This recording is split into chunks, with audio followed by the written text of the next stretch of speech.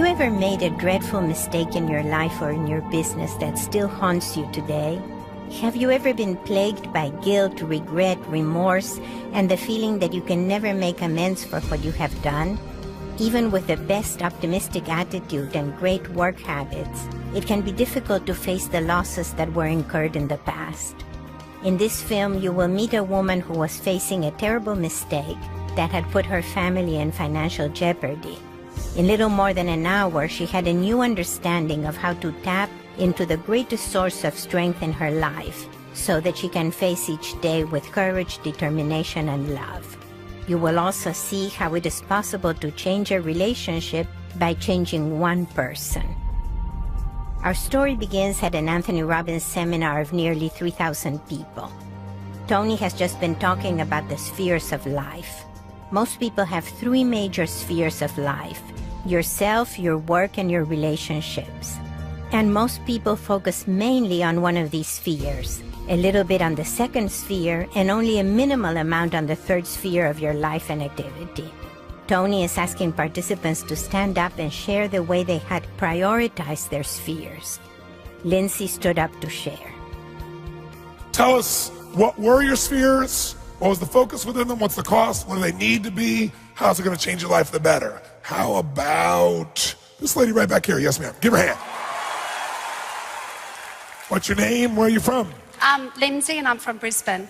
Lindsay.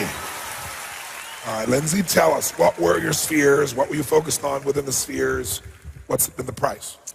My spheres, I think, were equal in what I'd say my work.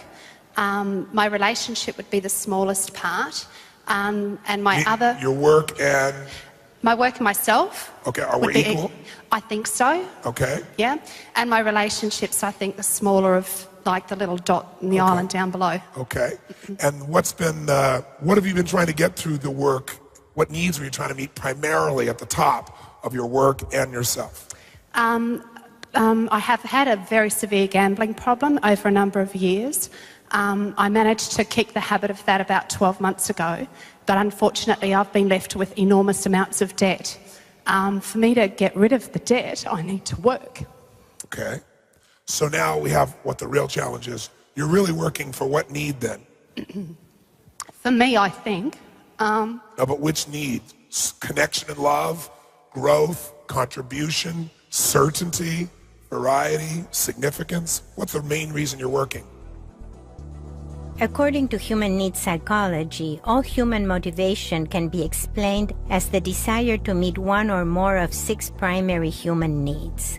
These are certainty, the need for stability, safety, and comfort; variety, the need for stimulus and change; significance, the need to be special and worthy of attention; connection and love, the need for connection with others and ultimately to love and be loved; growth, the need to develop and expand; and contribution, the need to give beyond yourself. In order to understand any behavior, whether it is someone else's behavior or your own, it is important to understand which need you are trying to meet.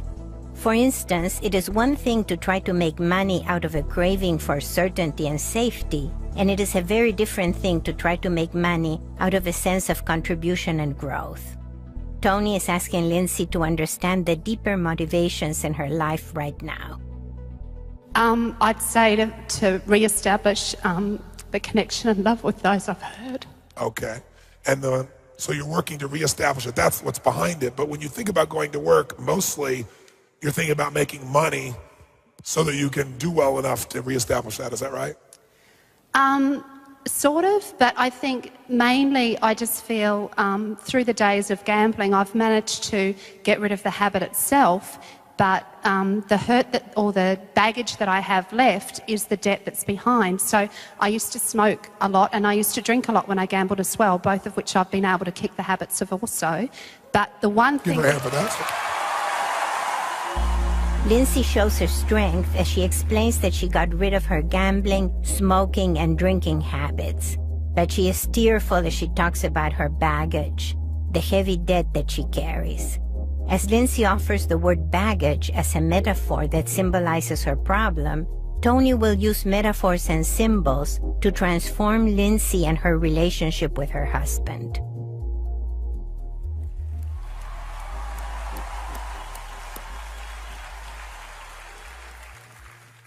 The one thing that I have left is the debt, and that's just a constant reminder to me always. It doesn't matter, how much I look to my future, I consistently have this bag that I carry around with me. So I focus on my work to try and free myself of the bag that I have carrying around with me. Well, what if you put the bag down? Life wouldn't be as heavy. And what if you took the bag and you put it in a little rocket and you shot it into the sun? Yeah, that'd get rid of the bag. Yeah. And after that's happened, tell me what happens when you walk outside. The world's a lot nicer place. Life isn't so tough. It's not so stressful. And how does work feel now? Work's actually always felt great. I love what I do. Oh. I honestly enjoy what I do. I'm blessed to know that what I can do, I can earn money from, but I really do sincerely enjoy what I do. It's not difficult at all what I do work-wise. A moment ago, Lindsay tearfully expressed her pain at having to work to pay off her debt, the bag that she carried. Tony gave her 3 metaphorical ways of getting rid of the bag, and now Lindsay cheerfully explains that she loves her work and that it's not difficult at all. Such is the power of metaphor. A metaphor is a word or a phrase that represents one thing while symbolizing something else. Metaphors have a powerful influence on the unconscious mind. So a bag can be simply a bag, or it can symbolize a heavy debt. The imaginary act of setting down the bag or shooting it into space symbolizes getting rid of the suffering caused by the debt. As Lindsay imagines getting rid of the bag, meaning the suffering, she can experience the love that she actually has for her work. I want to ask you that are watching that something just happened. Now, you might think it's a little word game, but it wasn't. Watch what just happened. Right now, her reason for working just changed. True or false? Could you feel it? Could you see it? Can you feel it? Yeah, definitely. Now, how did that happen that fast? The problem hasn't gone away, just the bag. The heavy bag she's dragging along. And what I'm doing with her right now, just so you know, is remember I said your subconscious mind is the most powerful one of all, and I'll give you a clue. The brain responds to symbols or metaphors more powerfully than anything. What's more powerful, the word Nazi or the swastika? The word Christ or the cross? Now here's the problem. We feel in our bodies whatever we represent in our brains. And she's representing all of her pain attached to one metaphor called the luggage, the baggage, the heavy bag she's dragging along. And as long as she's focused on that, she can't actually notice that this has all been a gift because she actually loves her work. It actually makes her feel alive. That the truth of the matter is, she got all this from God so that she would go back to what she loves and feel productive and feel like there was something she could give on a daily basis, even when her children are going through the problems they're going through. Oh yes, I know who you are. You have a child with cerebral palsy, right? Another one with something else, I don't remember. What is it?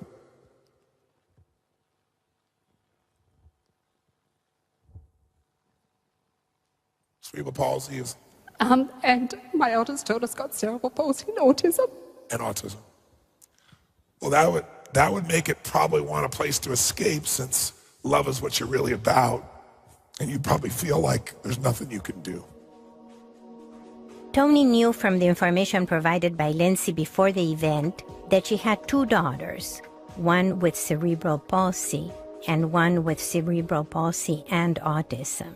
From the brief interchange with Lindsay, he knew that her most important human need was for love, and he understood her terrible pain in feeling that there was nothing she could do for her daughters.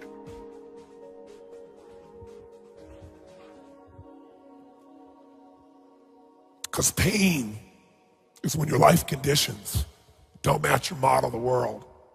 But suffering comes when your life conditions don't match your model of the world and you feel powerless to change it. Lindsay's pain comes from having 2 daughters who are so sick. That was not what she had expected from life. It was not her model of the world. Tony makes the distinction between pain and suffering. Pain is a fact of life. It is the experience of hurt. Suffering comes from feeling powerless to stop the pain, to change it.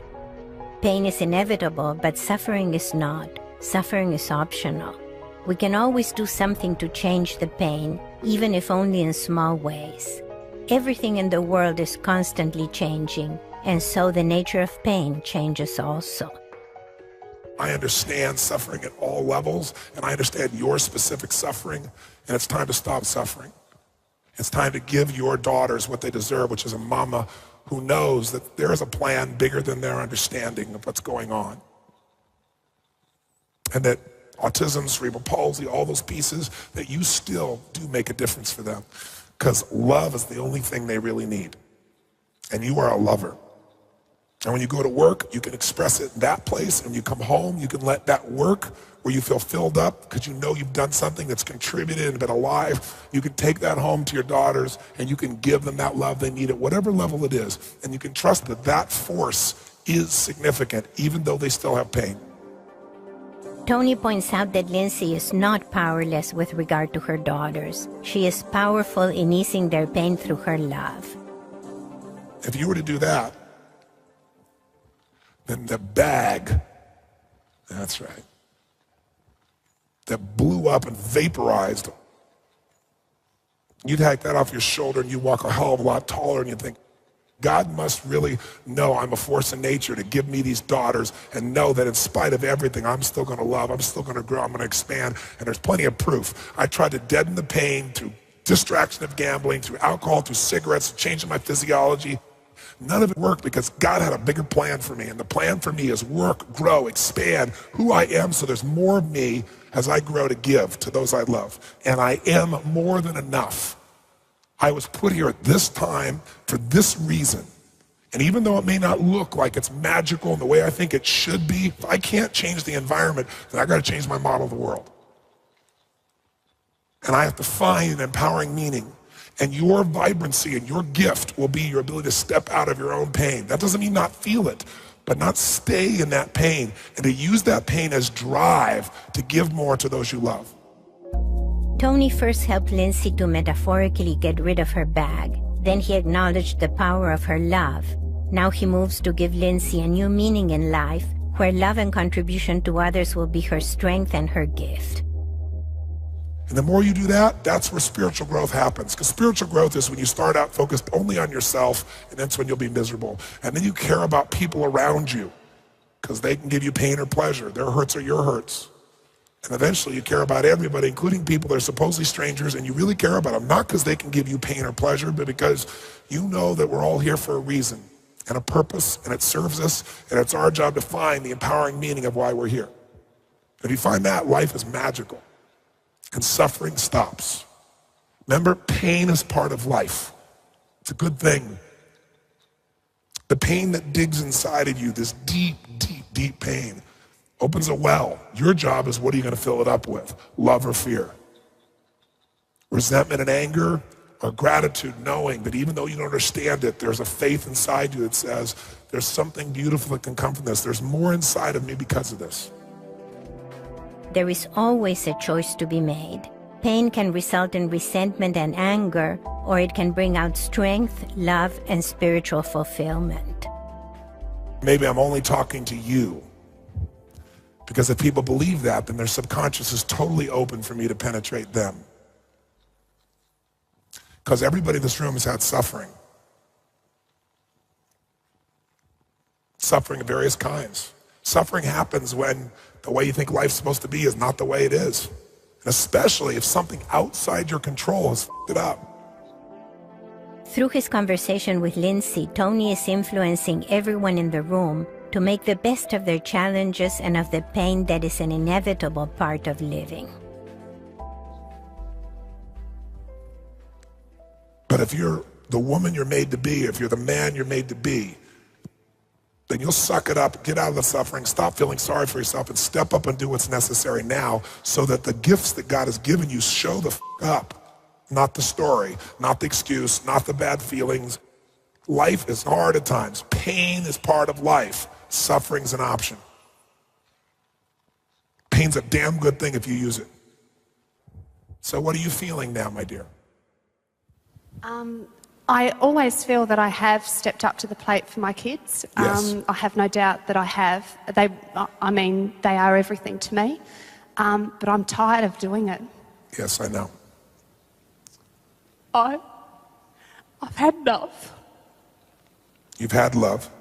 No, I've had enough. You've had enough. I think I can appreciate that life is full of challenges, and I appreciate that I've been put on earth for a purpose, and I accept that.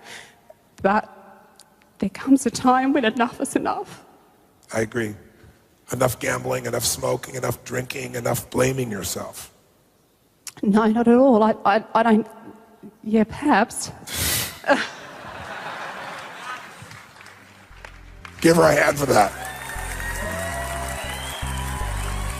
When Lindsay says enough is enough, she is referring to her pain and her suffering in relation to her daughters and her loneliness in relation to her husband. Tony brings Lindsay back to her strengths by turning around what she said to mean that she had had enough of smoking, drinking, and gambling. In this way, he reminds her of her strength in quitting these activities, which is also the strength she needs to help her daughters and to change her husband. Tony laughs with Lindsay as she realizes that Tony once more broke her pattern of suffering by referring to her bad habits instead of to her daughter's illnesses or her husband's shortcomings.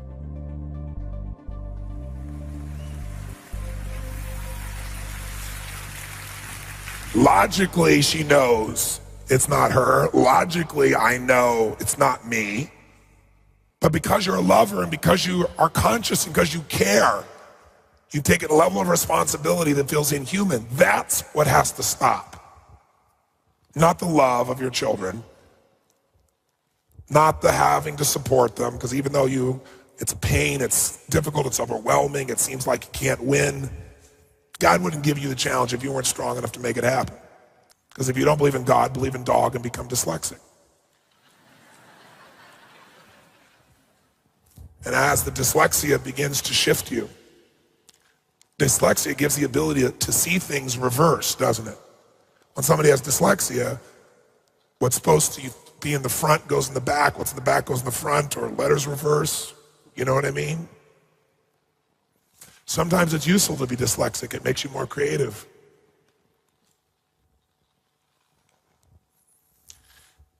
You know, there's an old story that I'm sure you've heard of regardless of your religion. It's the story of Saul to Paul. Saul doesn't believe there's anything in life more significant than Saul. And one day, God steps down and knocks his off his horse and blinds him for several days just to get his full attention.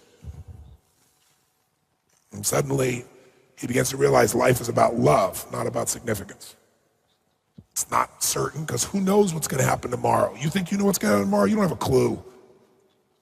Life could change like that. Everything you think is so important could change like that. So maybe what you got to do is what's everlasting that you can experience, which is giving your gift of love. Not getting it, giving it. Because when you give it, you get to feel it, and then it's guaranteed whether somebody returns it or not. So I appreciate your honesty where you caught yourself. So what has to stop is the blaming that you do subconsciously, that you've used then to punish yourself. The punishment has to stop. The bag is vaporized. So now what do we do, Lindsay?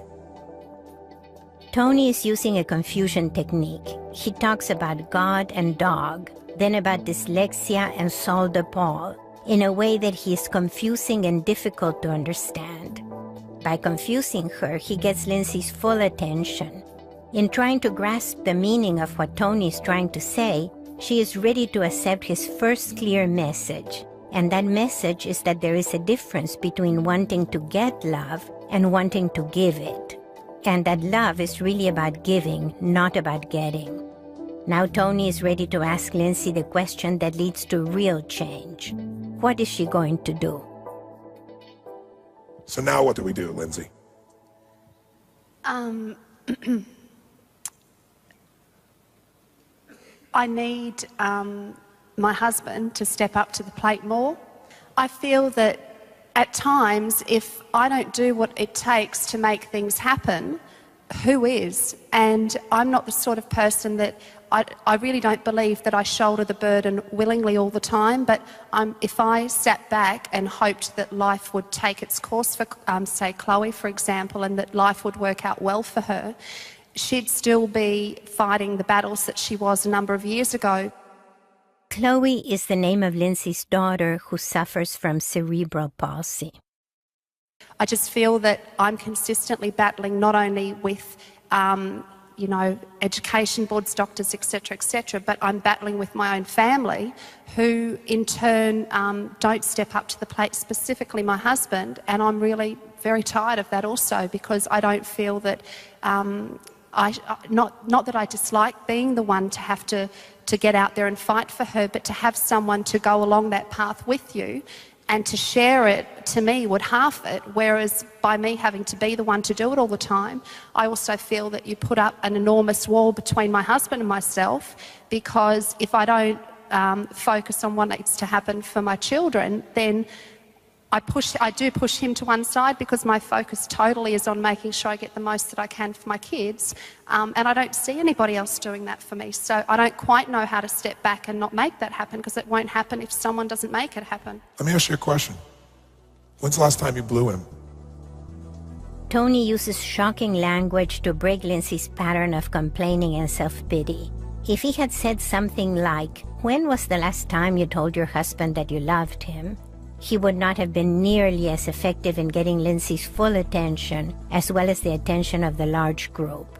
Just as the baggage symbolizes the dead, blowing the husband symbolizes loving him. Nevertheless, Lindsay continues for a while in the same tone of voice. Oh, ages ago. Yeah. At times I can't stand the man, and I'm very honest with that. Like I have no doubt that he loves me. He tells me so, and I've kind of tried to wait. Maybe I doubt that at times, because there are a lot of issues related to gambling and sex where he used to trade sex and I would go gambling, which to me, so I do harbour a real underlying something there that to me sex isn't something that's beautiful, it's not something that's meant to happen, it's a trade, and you don't trade that. Yes, I know, you're supposed to just give it. Yeah, true. In talking about sex, Tony once again emphasizes giving. The issue is to give love versus getting it. This makes Lindsay thoughtful. Given her family situation, Lindsay's life is likely to remain difficult. But there is a resource in her life which is currently a weakness that could become the source of greatest strength: her relationship with her husband. Tony's goal at this point is to help Lindsay to be able to reach out to her husband for comfort, companionship, and love, so that when life gets tough, they can ride it out together. Now, some of you think this is about her. Some of you think it's about him. And some of you would begin to remember that we all learn best in life throughout humanity's history through stories.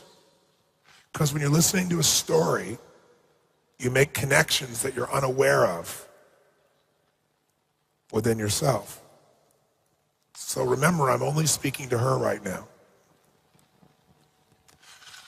I asked you when last time you blew him was, and you said it's been a long time.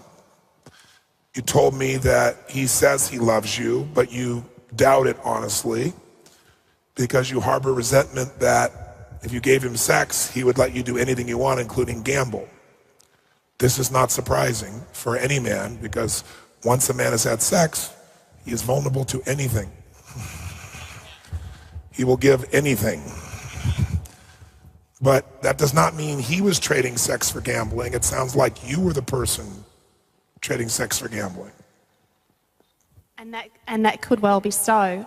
I suppose I've looked at that aspect of things, and in all honesty, I can't get my head around the fact that in many ways that he just didn't see, it's not normal in a relationship for someone to be going out to the casino gambling 4 or 5 times a week. And I really do, I'm very angry at him for not having been there and even tried to intervene when I didn't hide the fact of where I was going. I never lied to him. I didn't say I'm going A and go B. It was very obvious that that's where I was going. So, you know... Well, let me ask you 2 questions, because I hear you, but I just want to make sure we ask you a couple of questions. The first question is, in this culture, because I don't live in this culture. Oh, that's not true. I live in Mermaid Beach. I'm here, 4, 5, 6 weeks out of the year, because I love the place. But I've never been in a culture where I've heard people say, I'll bet you, so often. I've never lived in a culture where everybody stops what they're doing to watch a horse race. So one consideration is for a masculine male in this culture, females as well, but a masculine male for sure, betting is a huge part of this culture. True or false? True or false? So the first seduction is that. The second piece is, if you were to step out of your husband, because I don't know him, but I know males. I can tell you something about males that ladies in this room, many don't really know, understand, or appreciate. Just like men don't understand how important attention is to a woman, or really how important it is.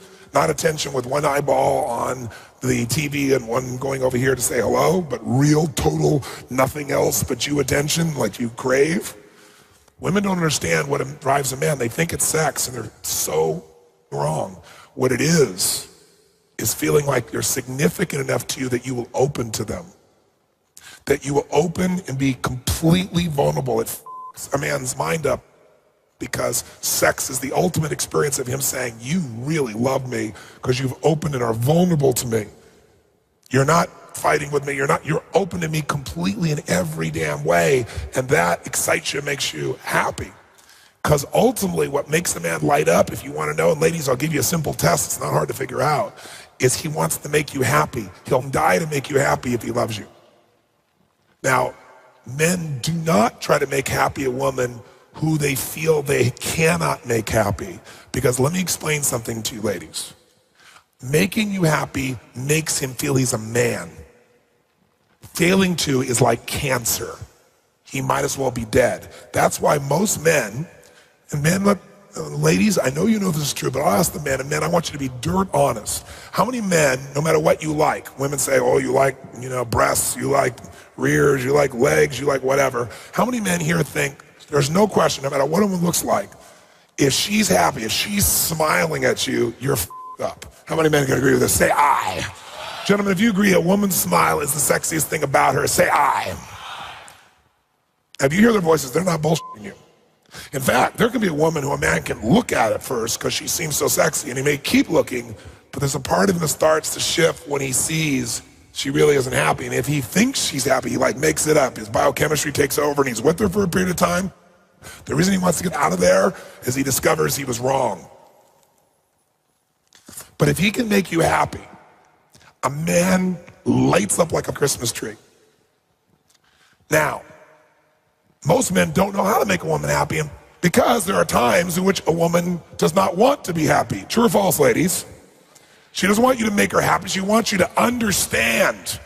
She wants you to appreciate. She wants you to feel her pain. Now, you don't understand. Men's whole job is cut the pain off and move forward. Because here's what women do. Women energy, feminine energy, takes little shit and makes it as big as possible. And masculine energy takes big shit and pretends it's really small. True or false? All right, that's what it's about. So if you want the truth instead of your anger, then I can tell you the truth that I know because I've been with 3 million people, both male and female. I could be an idiot, and I'd have to know this because there aren't that many patterns. This man wants to make you happy. He wants to feel needed and desired by you. When you would have sex with him and desire him and everything else, and he'd feel lit up like, oh my God, she wants me. What do you want? Anything. I want you to be happy. So gambling, I'll bet you, this culture, go for it. It lights you up, it makes you happy. You're not happy all the time. How would you be happy with all this in your life? So if you can get a little escape and go bet, and it makes you happy and it makes things better, why not? It wasn't because he didn't give a about you. It wasn't because he didn't care, and he was not responsible to know what the was going on inside you, even though you wanted to. Because if you're a woman, you expect a man knows everything you're thinking, and men are like, I'm not a mind reader. Tony explains Lindsay's husband's point of view. He just wants to make her happy. Lindsay's smile shows that she knows that that's true. Because see, women can use a hint of a voice, or if you say to a man, do you want help with this? And he says no, he means no. And if you start to help, he's gonna look at you like, what's the matter with you? I can handle this. But if you ask a woman, do you want help with this? And she says no, it means yes, you stupid And if you go, oh, she said no, and go off now, she's like, he doesn't give a about me. True or false, ladies? Make some noise. I didn't know that a man, my job was to become Sherlock Holmes. That your job was to be a detective, because women are always leaving clues. Now they get pissed, like you are, because you think any woman would have figured out that I needed somebody to intervene here, and then I'm out of control. Right? But you went, oh, she's gambling, she's happy. I love her and she's happy. This is beautiful. Oh, it's kind of tough on the family. It's tough on me too, but if it makes her happy, that's much better than the cancer of unhappiness that we have to deal with, because God gave us some kids that really have huge physical problems that, God, we have to fight every day in. Let her escape. I'd like to escape too. I love her. And if she just blow me every now and then, it would be a whole different experience. Right?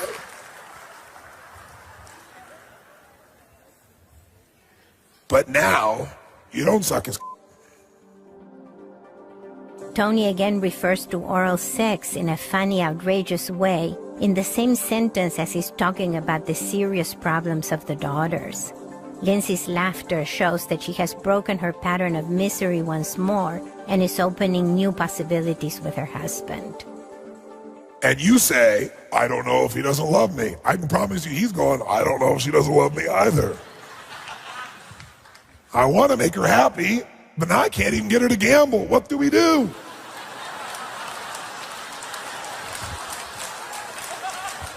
He doesn't know you're carrying luggage around. He thinks you're just going to work. Because for him, work is an escape. Work is a place to be certain and significant, because he doesn't feel significant with you. He can't significantly change how you feel. He can't do anything for his kids that really seems lasting, so he's impotent.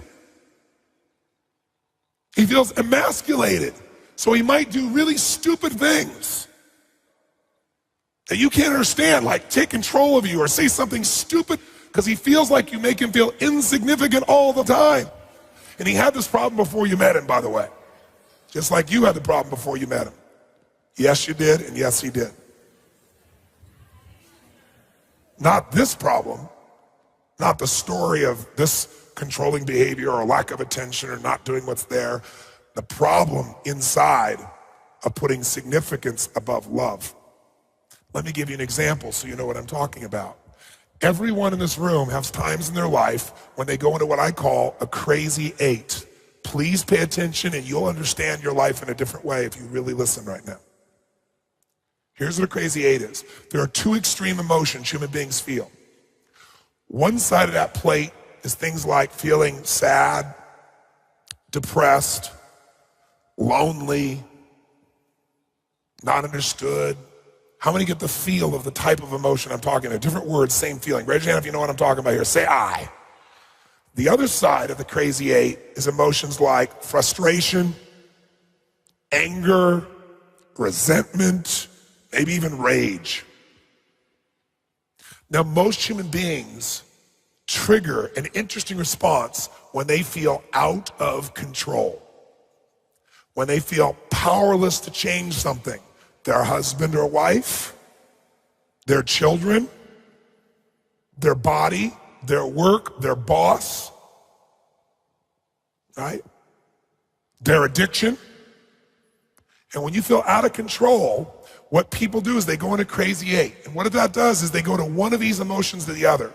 And which one they go to, where they go first sad and depressed and lonely, or where they first go frustrated, angry, pissed off, has more to do with which needs have they learned to value. Significance and certainty, even though they want love. If it's significance and certainty, which emotion of it is going to fulfill that faster? Feeling certain and significant when you're feeling insignificant and uncertain. Which one, sad or angry? Quick, which one? Which one? And on a 0 to 10, how high will you get that significance back? 0 to 10, where's it going to go? 10. Certainty, how high? 10. And how fast can you get it when you get pissed off? And you just witnessed her do it, talking about him. Lindsay started out the conversation talking about her tremendous burden of guilt for gambling her way into debt. But once she started talking about her relationship with her husband, she quickly started blaming him for not stopping her when she was out of control. This anger is a way for her to meet her need for certainty and significance in the very moment that she feels most insignificant, when she's feeling regret over her past addictions. This kind of paradoxical blaming is most often seen in intimate relationships, where you blame your partner for your own mistakes and defects precisely because your partner is supposed to be there for you and take care of you.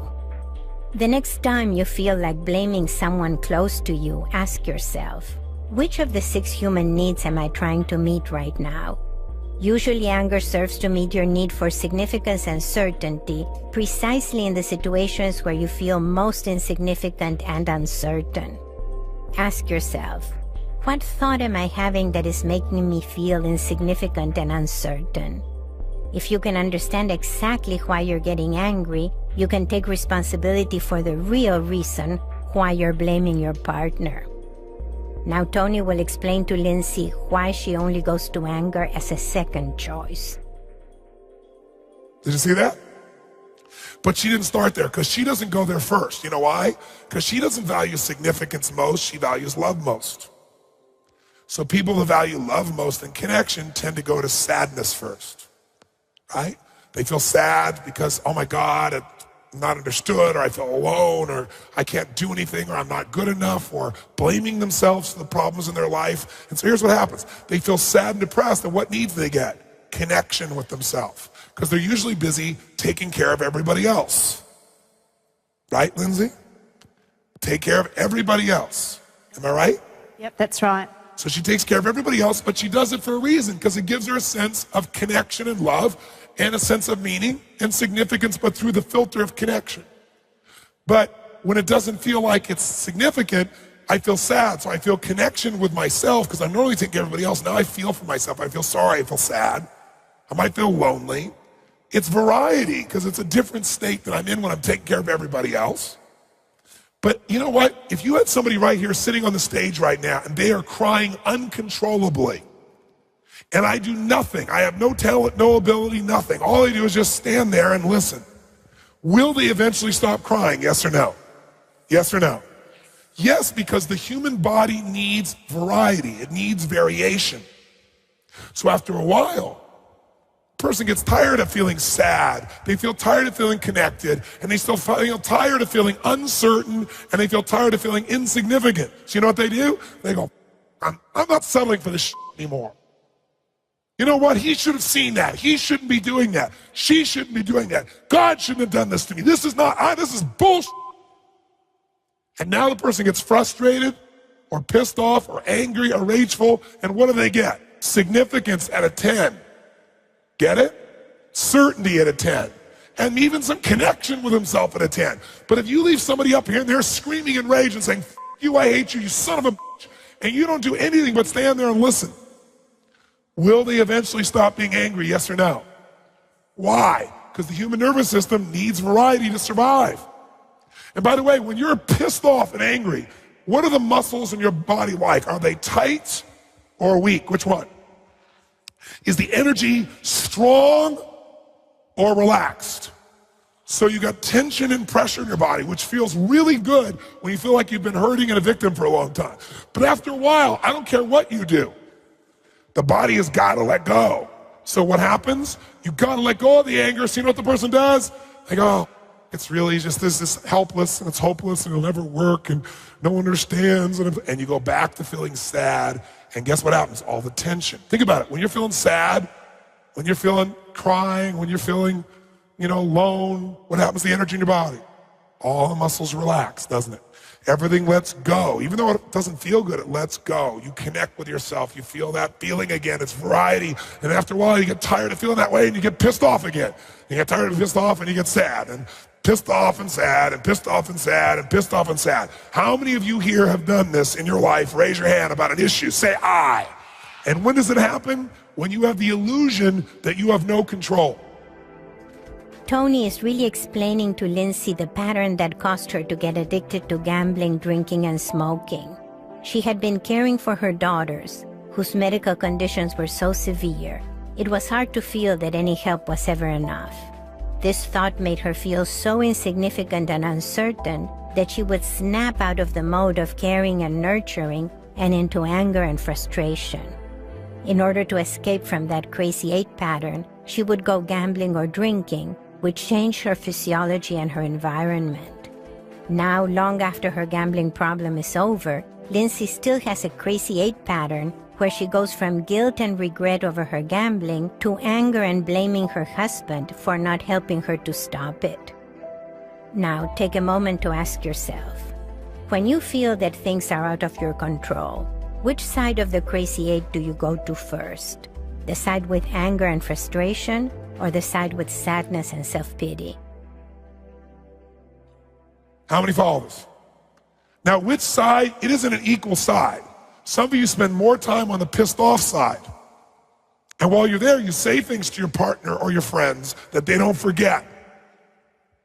And they feel insignificant, so now they try to show you they have control over your life. They have certain insignificance in that. And it starts, imagine 2 crazy people getting together. That's what you have. And you think it's them because it's so easy to see them. But you really love each other and that really f***s things up. Maybe you have children together, that f***s it up. See, you get 2 crazy people together and you got total f***ing craziness. Because then, you both get angry and say shit that then you both go feel hurt about. And then maybe you get off, one's sad, one's angry. Who knows what the f***s happening?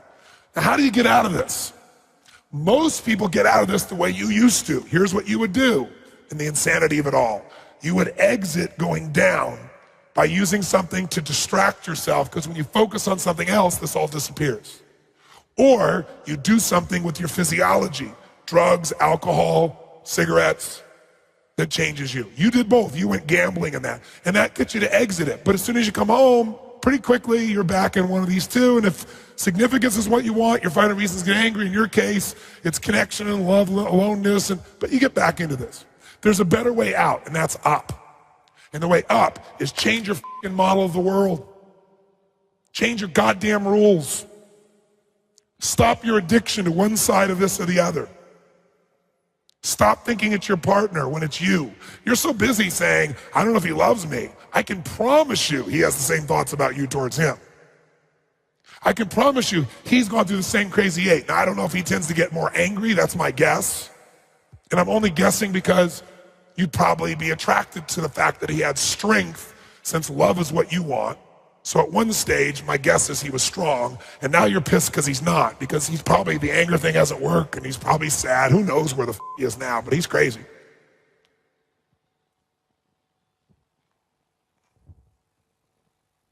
Any truth in anything I just said? Yeah, I'd say you're pretty right. In what way? I'd say, yeah, he actually has said to me that he doesn't know really what to do. Like, he kind of feels that it doesn't seem to matter which way he goes, it's never right. And I mean, I can honestly say that I don't mean it to be that way. I know you don't. But it's like, I don't know which way to go either. Like, I feel like I'm, in that crazy 8 thing kind of sums it up for me, I think, where I just go from one extreme to the other. That's right. And by the way, have you seen her do that while she's been standing in this time, yes or no? Which one did she start out in? Which one? Anger or sadness? Which one? Sadness. And then after we got rid of the sadness, it opened her up so she could get pissed. Did you see that? Like, we actually got her where she was feeling happy, But that was enough because she still has the energy in her body of all the anger from the past. So now that she's not crying, there's a space to get pissed off. Now, when that happens with him, he won't understand it. He's like, I thought she was happy. Now she's pissed. I haven't done anything. How many guys have had this experience? Raise your hand and say, aye. You're right. You haven't done anything. She's just going to do it. It's a storm. You didn't do anything for the storm either. But you better not run when the storm comes, because then she'll go, you weren't there for me. And then there'll be another storm. So all this is a lesson in meaning.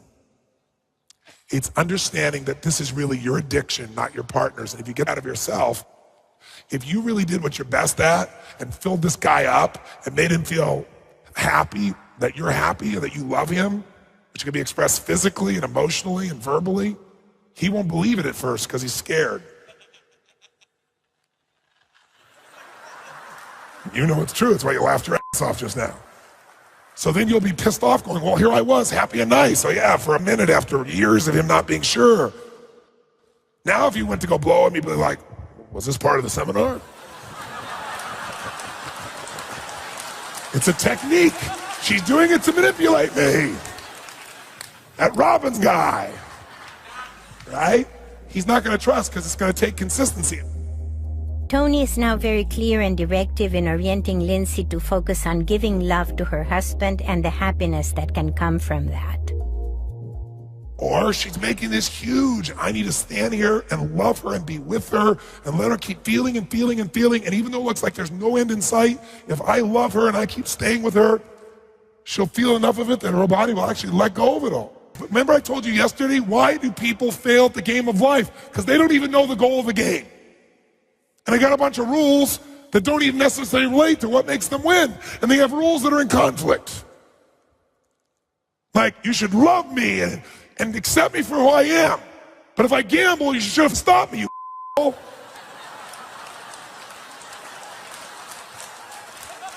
And then other people have different rules, especially if they're of a different gender, about how to win the same game. And you want to win it with them, and they got wrong rules. And then they have in-to-fly rules. Accept me completely and love me for who I am. Don't judge me, except when I gamble, and I'm happy. Then I know you hate me. You don't care for me, and it's your fault I went through all this pain. Because if you would have been more present, I wouldn't have been there. So now I have a question for you, Lindsay, since this has only been about you. You have a very nice smile. Something you could use even more, I bet. In fact, if your husband saw you smile as much as you did this morning, he might get hard. There you go. And then you might know he loves you. But I know that's not how you know. You know by him understanding and taking time and figuring you out. Send him to me and I will teach him these things. In the meantime, don't expect a blind, deaf man who worships you to understand how to make you happy, especially when you don't want to be happy at times. It's just dumb, and you're not a dumb woman. But you could love the shit out of him, and that would make him have more desire to figure it out. Because he's as in much pain and as scared as you are. So what are you thinking or feeling now? I'm thinking and thinking about, I went to UPW in October last year. And life was changed quite dramatically for us upon my return, as far as an intimate relationship was concerned. And I must admit, life was a lot rosier at that time. And yes, he did stand there shaking his head saying, what the f***'s going on here? Oh my God, what happened? God, you were there for 4 days. What's wrong with your life? Da, da, da. So I can understand what you're saying is the old story that you don't give to receive, you give because that's who you are. Give her a hand for that for starters. It is clear that Lindsay has incorporated giving love to her husband as part of her identity.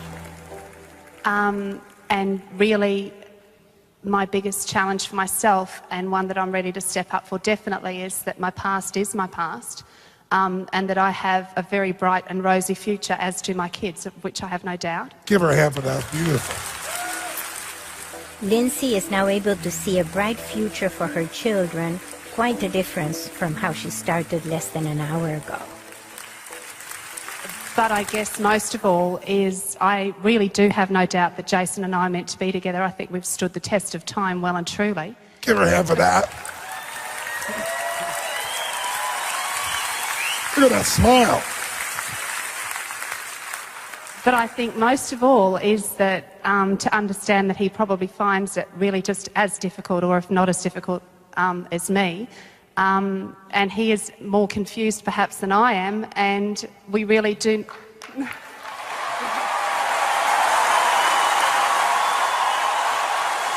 Much more.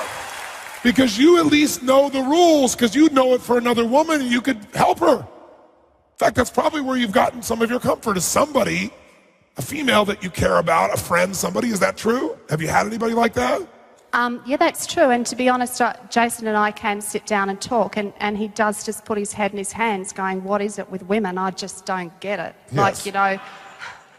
But see, women understand, so they assume a man would understand.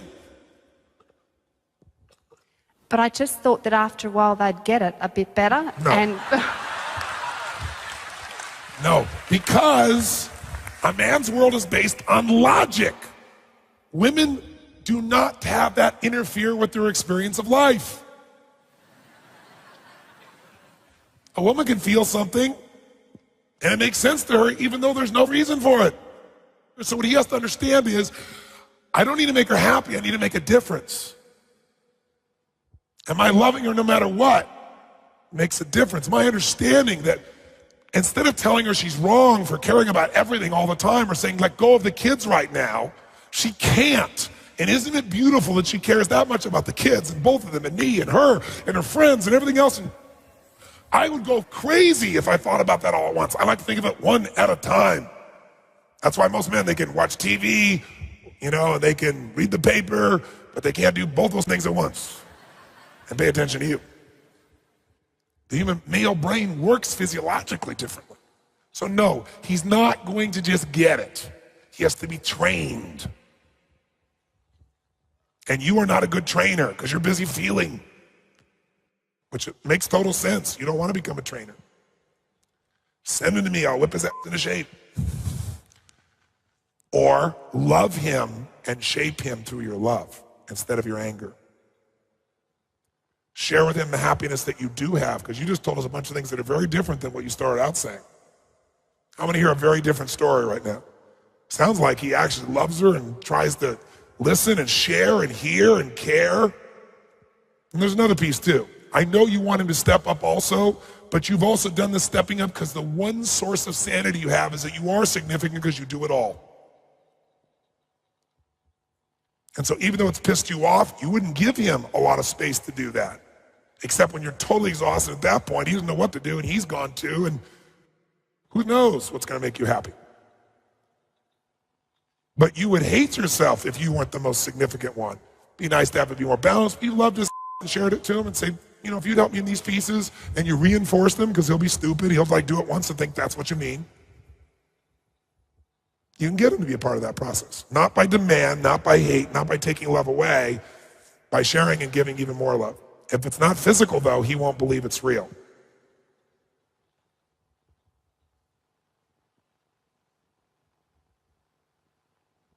And you're the only one who needed to hear this conversation, Lindsay.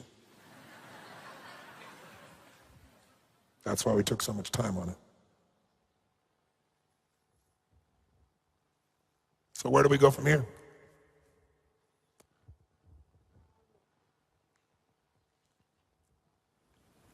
I just think I need to go home and re-establish a really good intimate connection with him again, and to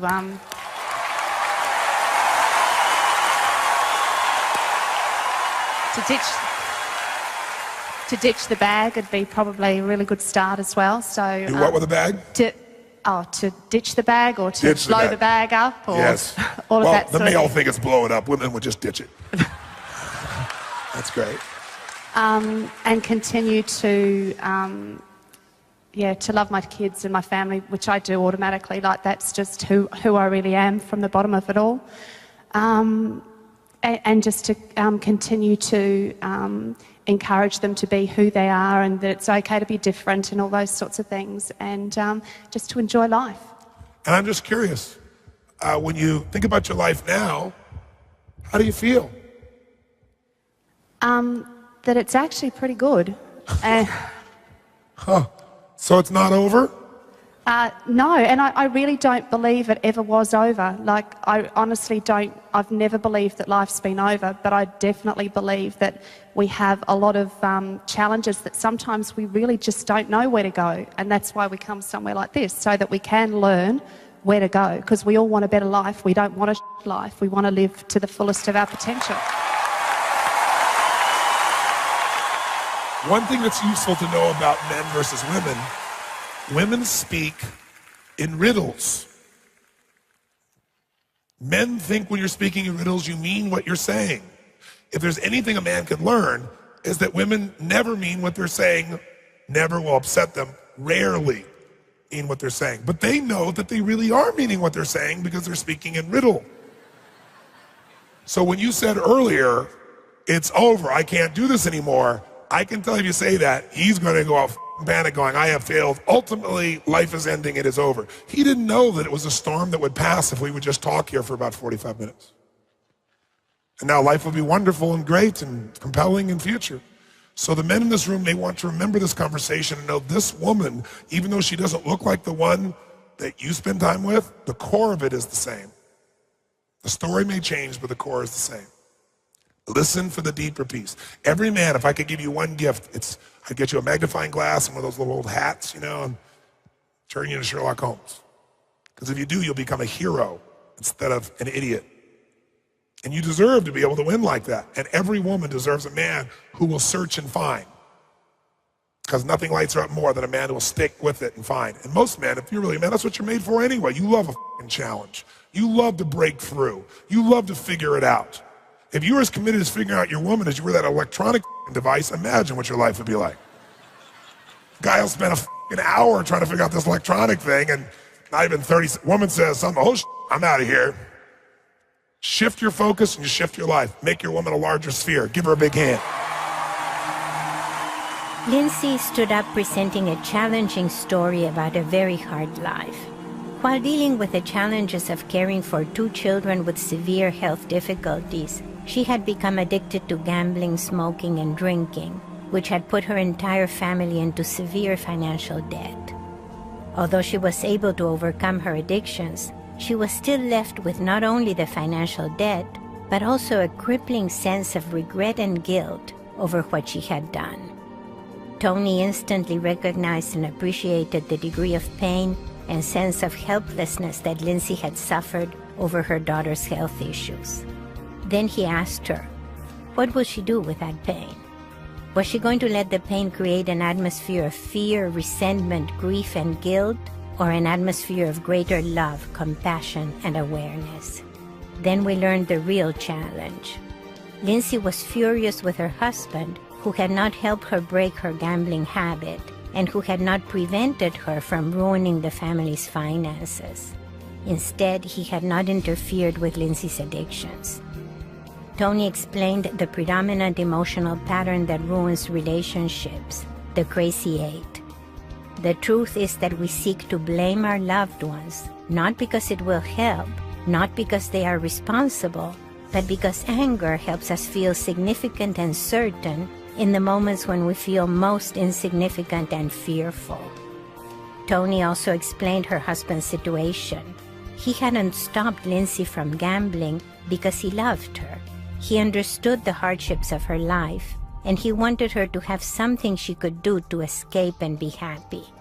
Lindsay understood the pattern that had led her to gamble, and that was even now trapping her in feelings of sadness and blame. She also recognized that her husband loved her and would do anything for her, just as she would do anything for her children. Her love and understanding for her husband was renewed, and she went home to him with a new attitude of love, acceptance, and compassion.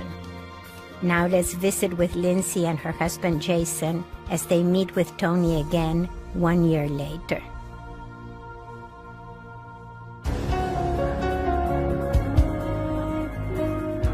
Well, first of all, it's great to see you and great to meet you finally.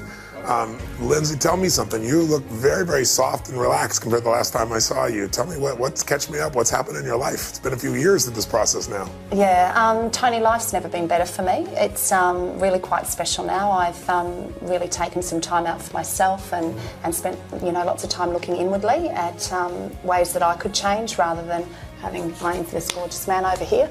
So, yeah. Look at him, yes. So, yeah, it was just really about taking responsibility for where I was, I think, and yeah, you really helped me to see that. There were times that I was just mad with you, but... yeah, you seemed rather angry at stages when we were interacting. Yeah, but I know you do it with love, but, there was times I thought, oh, I wish he was close. But, I mean, it's just been an amazing journey for me, so, and one that I'm really so thankful to have had the opportunity to go through, and it's just an ongoing process, and yeah, so we're sort of tackling that together now, which is really gorgeous. But our relationship is great, and we're working on heaps of stuff together, and it's just awesome. Yeah. Well, I want to hear from your perspective. What did you think when this woman comes home, and what's happened? It was a major change. I thought that guy's a bloody genius. He said he wanted to thank you for that part of our relationship. No, look, she has come out of it. She's gone from a very bad place, a destructive place, yes, to a place that she's out there moving ahead faster than anyone around her, really. How does it make you feel when you see her today and see the way she's transformed herself? I'm really proud of her because, if you look at gambling, her addiction to gambling, and you look at just addictions in general, it's about roughly 5% of addicts, maybe a bit less than that, that actually recover, yes, that actually come back to a normal life. Yes. So the trust sounds like the trust is back. Definitely. Yeah. Definitely trust is back. And I've done some personal growing as well. I was an angry little ant, and she's helped me move past that. And rather than sit there and go, why could you spend $250,000, Yeah. To the point where I think, it's only money, and we've got a strategy to bounce back, and the strategy's working well. So we've gone from very close people to probably as wide apart as you can get before it all falls apart, yeah, to back to probably closer than we were, yeah. That's beautiful. Look at the smile on your face. I love seeing that. I love seeing you being able to be vulnerable and alive and not having to control with things at the same level. You can see it in your face, you can see it in your smile. It's really beautiful, really beautiful. That was actually the hardest thing for me. The vulnerability aspect of anything to do with life for me. I just sort of had to control everything. Yeah. And in relationship-wise, that was always my core issue, was about allowing myself to be in a vulnerable position, and that wasn't comfortable for me. Yes. But hey, it's all good. Yeah. We've had a 180-degree turn here. Yes. The thing I've noticed, and my kids have noticed, and that is that our kids have noticed, and that is that anything she does now, it's full on, And she'd have to be right up there in, when I say people that I know in the world that are driven, focused. She'd be a great one to look up to. Wow. Yeah. Wow, it's pretty nice when your husband looks up to you. Isn't it so cute? That's nice so to hear that. That's beautiful. Now, you said it's only money. $250,000, $200,000 we still owe, we're paying off. How do you guys both resolve that so it's not like a wound? Because a lot of people would say, that's not something I can get over because every month I got to pay that thing. How do you deal with that? What's the meaning you've given it? How have you shifted it to be able to really be in a good place about it? I actually reframed it. I look at it as my education. So we have something in Australia called a HECS debt, which means that if you go to university, yes, you take out like a payment structure where it means that you go to uni and you study and you end up having to pay X amount of money for your HECS debt or for your education. So I had a big issue with not being an academic, so I thought, I'll just make it up. So I'll just make it the University of Life, like that's my HECS debt, So when it comes to pay it, because I had a major issue with making payments for something I had nothing to show for. Like, that was really challenging for me. So I thought, well, how can I do it? So I just thought I'll make it my HECS debt. And so now I have a degree. I'm a professor, from the University of Life. So I sort of figured it was a really cool way to do it. And that sits okay with me. I think that's helpful for people because I think a lot of people just see something as loss. And what you both have managed to do is say, look what we've gained from our life. Do I want to have to deal with that? No. But would I happily do that to have my life the way it is today? You bet. So I struggled with going through a whole heap of stuff and thinking it was in vain. And I thought, well, it only is if I don't do anything with it. So, yeah, so it's kind of cool. It's very cool. I mean, the truth is, I don't think people that are going through gambling or people that are drinking to that extent or have any forms of addictions when someone tries to talk to them who hasn't had an addiction, Yep. they just go, oh, you don't understand, you don't know. But when someone who's had all their addictions, stacked on top to extreme, talks to them, then it's hard for them to escape that. And it takes that sometimes to get leverage for someone to change. So hopefully this film will provide that for people too, so they get to see, okay, here's this lady a few years later, look at the difference still. It isn't just a one-time little hit for a week or a month or something that made a difference. You both have been really good at forgiving each other now. I think you've got to. I think, yeah, definitely. I think you've got to. You know, if I sat there for 6 months, I sat there and I thought, how the hell could you do this? You know, like, how could you do this? Yes. So I remember when I first found out about the gambling, you know, like someone's just told me, you know, I'm in a significant amount of debt here. Yes. And a friend of the family said to me, what are you going to do? You're going to leave her? And I said, no, I love her. And that was sort of, I thought, you know, that's the time when you it really hits home, but you're hanging around, you know. Love you. Mwah. Gorgeous. You both are. You're both gorgeous. Oh, there's tears all across here, and I got them too. That's beautiful. It must make you feel incredible to know that your man loves you, and for him to know how much you love him, that come through hell or high water, that you're there for each other, no matter what. You know, life's never going to be perfect, you know, and if you just pull together and realise that we do the best we can do. You know, I remember when you said that, I thought, I've always done the best I could do, and he's always done the best he could do.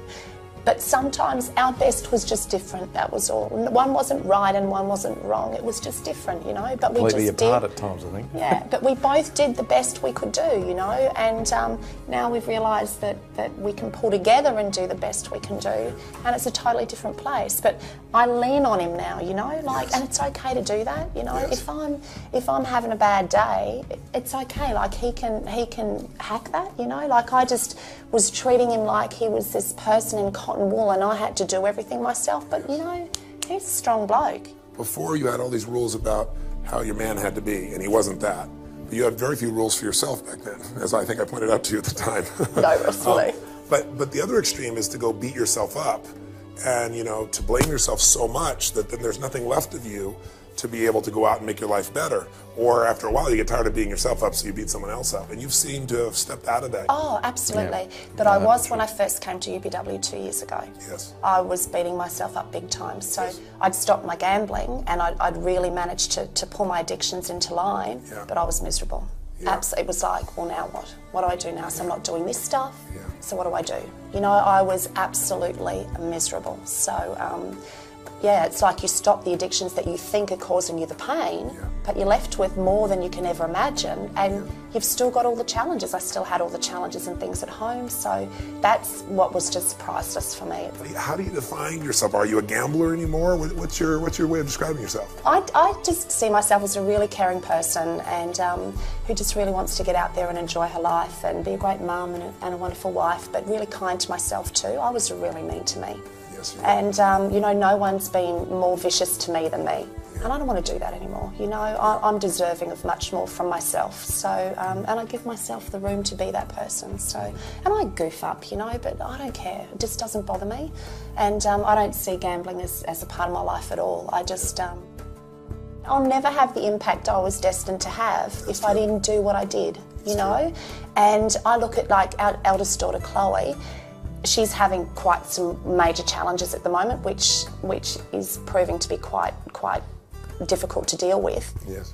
But because I've been through issues that I have myself, it's almost like I did it to help her, because she has major anger issues, and she'll say to me, but Mum, it's so hard to keep myself together long term. Yeah. And we've shared, you know, my story and what's happened, so both of our girls are very aware of that. Yeah. And I said, you know, I can share with you firsthand, Chloe, that when you want to make changes in your life, it is hard, but it gets easier. The more you stick to your guns and the more you do it, long term, the change is much easier. But it's like you're going uphill to start with, but then you get to the top of the hill and it's like you just glide down the other side and it's all good. So if I didn't go through what I've been through, I wouldn't be able to share that with my daughter. And I think, you know, she's really been such a great teacher for me.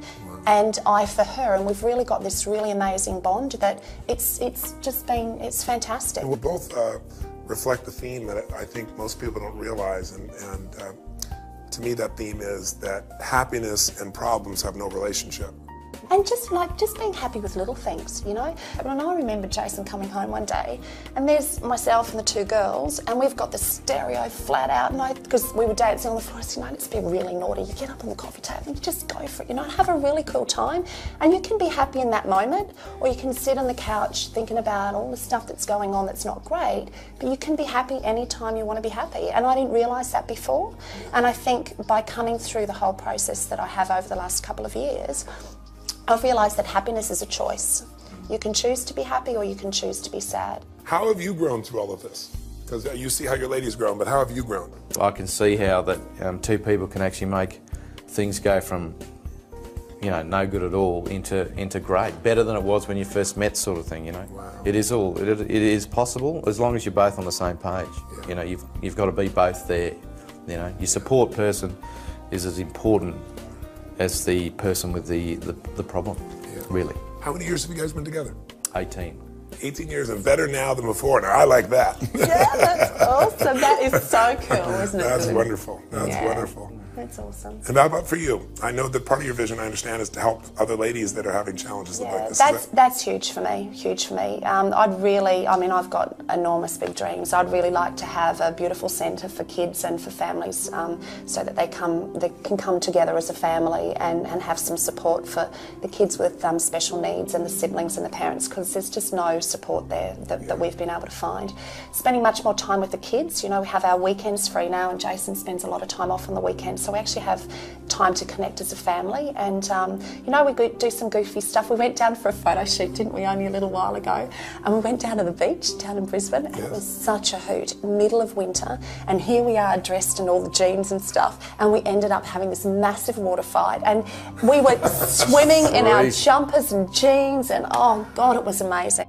We had all these people standing on the pier looking down at us, you know, and this one lady called out and she said to me, oh, I'll wait till summer and I'll do that. And my instinct was, but you know, summer may never come for you. This is our summer. It doesn't matter because it's cold, you know. We were throwing balls, and a lady brought down a puppy for the kids to swim with, and we had another lady that brought down crystals and said, could you wash them for me, because it's like, it was just a crack up. And there we are sitting in a coffee shop, dripping wet, drinking hot chocolate. It was just a hoot, wasn't it? Yeah, fun. it was good. It was just beautiful. Now, we haven't done goofy stuff like that for ages, but it was just wonderful. And the kids, I think, part of what we've managed to really create here is some really good modelling for the kids as well. And I think the ability to share with them that you can make mistakes, because it's human to do so, but you can bounce back, and it's how you work with those that matters. You know, that's really important to us. So yeah.